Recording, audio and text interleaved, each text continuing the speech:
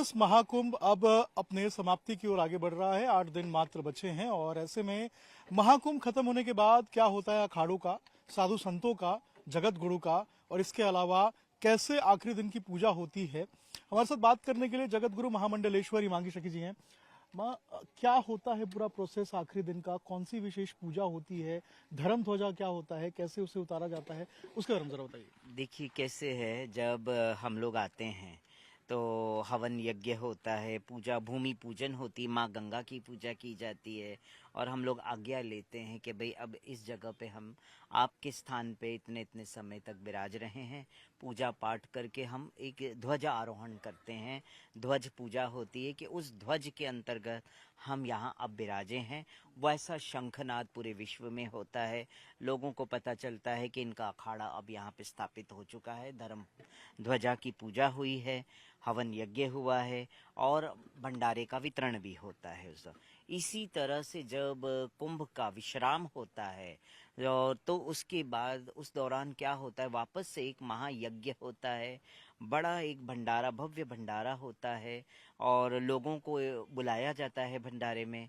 और साथ ही साथ वो जो धर्म ध्वजा जो लगी होती है उस ध्वजा को भी हम उतारते हैं और अपने पास सुरक्षित रखते हैं, जिससे लोगों में ये मैसेज जाता है कि जिस तरह से कुंभ का विश्राम हुआ है इस तरह से अब अखाड़े का भी विश्राम होके और हम सब अपने अपने गंतव्यों को लौटते हैं और जहाँ हमारा आश्रम है, जहाँ हमारा नित्य स्थान है, उस स्थान में हम रहते हैं और वहीं से आगे की ओर प्रचार प्रसार करके समाज को पुनः एक बार हम जोड़ने की कोशिश करते हैं कि आने वाले और कई कुंभ जो होने वाले, अभी नासिक का कुंभ भी चालू होगा 3 साल में, तो उस कुंभ में फिर हम उन लोगों को भी जोड़ना चाहते हैं, जो लोग जुड़ना चाहते हैं, जो लोग आना चाहते हैं, तो हम प्रचार प्रसार करके उस टाइम पीरियड के अंदर हम और भी लोगों को फिर जोड़ते हैं। परंपराएं क्या क्या हैं जो उस दिन पूरी की जाती हैं, क्या क्या प्रोसेस होता है, उस दिन का कार्यक्रम क्या रहता है पूरा? देखिए जब विश्राम होता है कुंभ का और अखाड़े जब जाते हैं तो प्रोसेस यही होता है कि विधिव्रत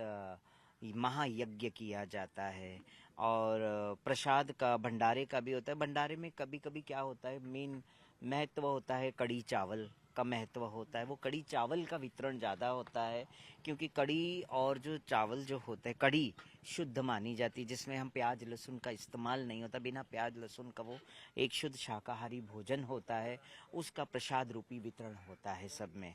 और पूजा पाठ करके आगे सब माँ गंगा की पूजा भी करते हैं, लास्ट में जाते जाते हैं माँ गंगा को अपना श्रृंगार का जो चीज़ें हैं वो उन्हें भेंट करते हैं। कलश में हम पान सुपारी और तांदुड़ जो होता है वो डाल के, सिक्का डाल के, कुछ दक्षिणा डाल के, उस पर नारियल रखे, वो मटका जो है वो माँ गंगा को समर्पित करते हैं और उनसे यही कहते हैं कि हमारे से जो इस कुंभ क्षेत्र में अगर भूल चूक हुई हो, माँ गंगा हमें माफ़ करें और अपने वापस पुनः आपके श्री चरणों में हमें जरूर स्थान दें।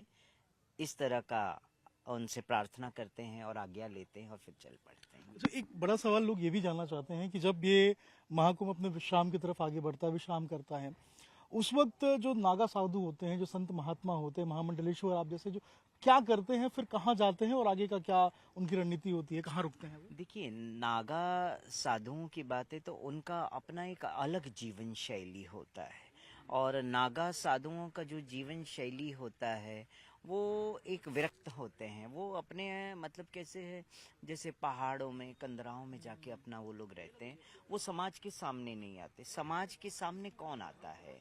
समाज के सामने महामंडलेश्वर आते हैं, जगत गुरु आते हैं, आचार्य आते हैं, कथावाचक आते हैं, जो समाज को जोड़ना चाहते हैं, समाज को महत्व बताना चाहते हैं, कुंभ का क्या महत्व है।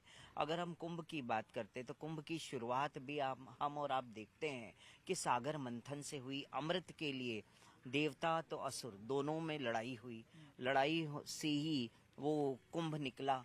वो कुंभ निकला तो सबसे पहला वो कुंभ को छीन के असुर लेकर गए थे अमृत पान के लिए।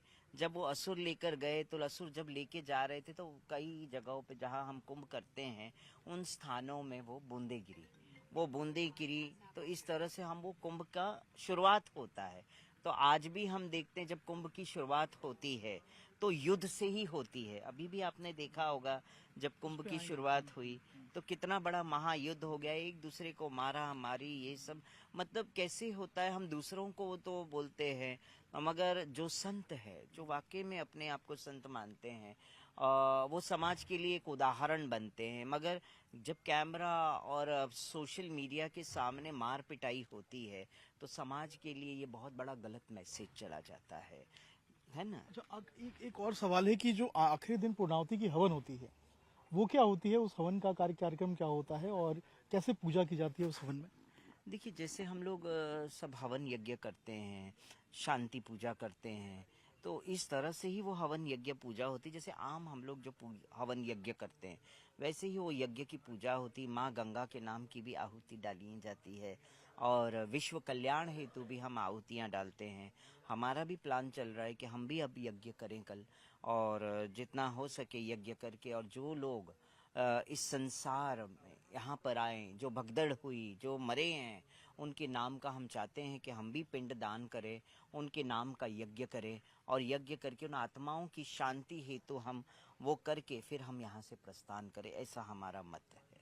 अच्छा, ये महाकुंभ बहुत मामलों में काफी ज्यादा मशहूर रहा। एक मामला ये भी था कि आपकी और जो किन्नर अखाड़े के अंदर जो विवाद देखने को मिला जी जी। ममता कुलकर्णी के कारण। अब अगर मैं सवाल ये करूं कि इसके बाद आगे क्या? महाकुंभ तो खत्म हो जाएगा, आप भी चली जाएंगी, लक्ष्मी जी भी चली जाएंगे, फिर आगे क्या होगा? आगे की रणनीति क्या होगी? आगे की रणनीति यही होगी कि किन्नर अखाड़े को एक नया आचार्य महामंडलेश्वर मिले। कोई भी हो, मैं अपनी बात नहीं करूंगी, मैं बोल किसी को भी बनाओ, मगर एक ऐसा आचार्य हो जो वाकई में आचार्य जैसा अपना आचरण रखता। आचार्य का मतलब ये कि उसका आचरण आचार्य जैसा होना चाहिए। तो वैसा आचार्य किन्नर अखाड़े को मिलना चाहिए। ऋषि अजय दास जो संस्थापक है, और वो मैंने उनसे भी बात की और मैंने कहा कि अब अखाड़े को एक नया आचार्य दीजिए आप, और आगे के लिए कार्य करना है तो बहुत सुंदर कार्य करे कि लोगों के लिए उदाहरण का स्तोत्र बने। ये गुंडागर्दी और ये सब चीज़ें ये शोभा नहीं देता है। हम कुंभ में आते हैं तो किस लिए आते हैं? कुंभ में आते हैं तो लोगों के लिए उदाहरण बनने आते, एकता का प्रतीक करने आते, ना कि यहाँ धन कमाने आते हैं। मगर हमने देखा किन्नर अखाड़ा धन कमाने के लिए यहाँ आया। आपने देखा सीसीटीवी फुटेजेस में जबरन अंदर घुसते हैं, मार पिटाई होती है, कितना कुछ होता है। एम्बुलेंस आती है, हमको लेके जाती है, फिर वो लोग वीडियो एक वायरल करते हैं, हम मांगी सखी तो हमसे ऐसे ऐसे माफ़ी मांगी, ये सब किया। जब 60 लोग अंदर घुसते हैं तो तब हमको उनके हिसाब से ही बात करना पड़ेगा, है ना जी। उसके बाद देखते हैं कि कुछ दिनों बाद उनके वहाँ चाकू छुरियाँ चलती है और ये सब होता है। तो उनके यहाँ पे भी सीसीटीवी बाहर रोड पे लगा हुआ था, सब निकला है कि ये लोग आपस में खुद ही भिड़ गए। किसके लिए? गलियों के लिए, अपने एरिया के लिए। मैं कहती हूँ आप अगर धर्म की पदवी पे बैठे हो तो आपको वो पिछला हिजड़ा जीवन का त्याग करना चाहिए। आप लोग कुंभ महामंडलेश्वर बनते हो, और जैसे ही कुंभ खत्म हो गया आप एरिया में अपना बंटवारा लेते हो और लोगों से भीख मांगते हो, तो ये शोभा नहीं देता है। तो जिस तरह से इस कुंभ में लक्ष्मी नारायण त्रिपाठी और उस अखाड़े के लोगों ने जो किया है, आज तक मैं कहती हूँ आज तक आपने सुना होगा कि कभी कभी किन्नर क्रोध में आके श्राप दे देते हैं नर या नारी को। आज आपके चैनल के माध्यम से मैं यही कहूंगी, कभी नहीं सुना होगा कि किन्नर ने किन्नर को श्राप दिया होगा। आज आपके चैनल के माध्यम से ये हिमांगी सखी कहती है कि आज मैं खुद एक किन्नर होते हुए किन्नर को श्राप देती हो, लक्ष्मी नारायण त्रिपाठी को श्राप देती हो। जिस तरह से रावण का साम्राज्य नहीं रहा, ऐ लक्ष्मी नारायण त्रिपाठी तेरा भी साम्राज्य का विध्वंस हो जाएगा। याद रखना, आज मैं आपके इस चैनल के माध्यम से यही घोषणा करती हूँ, इस प्रयागराज की भूमि से यही मेरा आगाज रहेगा कि अब मैं अपने शब्दों के आगे, मेरे नाम के आगे किन्नर शब्द ही हटा दूंगी, और एक सखी शब्द जो भगवान की अनन्य भक्त होती है वही लगा के अब चलूंगी।